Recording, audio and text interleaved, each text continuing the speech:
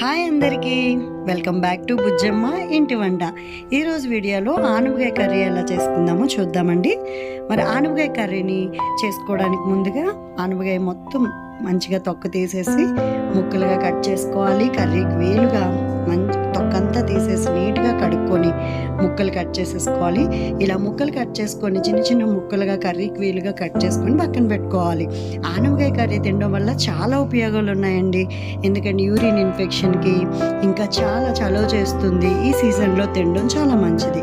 అలాగే ఆనియన్స్, పచ్చిమిర్చి, టమాటాలు కూడా మరి కర్రీకి వీలుగా పొడుగ్గా కట్ చేసుకుంటే చాలా బాగుంటుంది కర్రీలో. ఇలా చక్కగా ముక్కలు కట్ చేసుకొని ఆయిల్ పెట్టుకొని మరి కరివేపాకు, పచ్చిమిర్చి, ఆనియన్స్ అన్నీ వేసి ఫ్రై చేసుకోవాలి.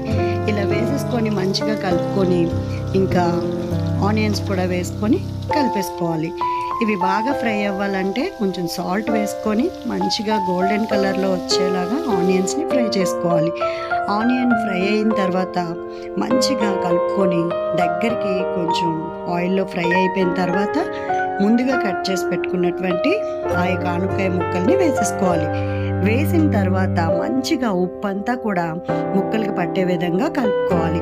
ఇలా కలిపేసి మూత పెట్టి మగ్గించుకోవాలి. బాగా మూత పెట్టి మగ్గించినప్పుడు ఆ యొక్క ఆనపకాయలో ఉన్న వాటర్ అంతా కూడా వచ్చేసి ఆనపకాయలు మెత్తగా ఉడికిపోతాయి. ఇలా ఉడికిపోయిన తర్వాత ముందుగా కట్ చేసి పెట్టుకున్న టమాటాలు కూడా వేసేయాలి.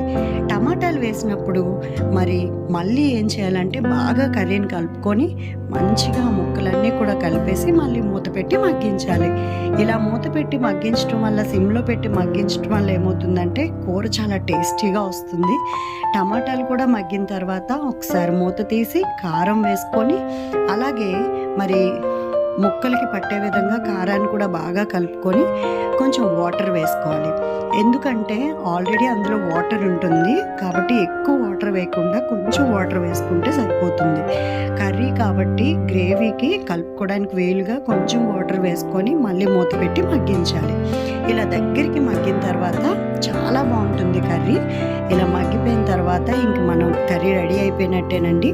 ఇంకేముంది, చక్కగా స్టవ్ ఆఫ్ చేసుకొని ప్లేట్లో పెట్టుకొని అన్నంలో సర్వ్ చేసుకొని తింటే చాలా బాగుంటుంది. ఇలాంటి వీడియోస్ కోసం సబ్స్క్రైబ్ చేసుకోండి. Thank you.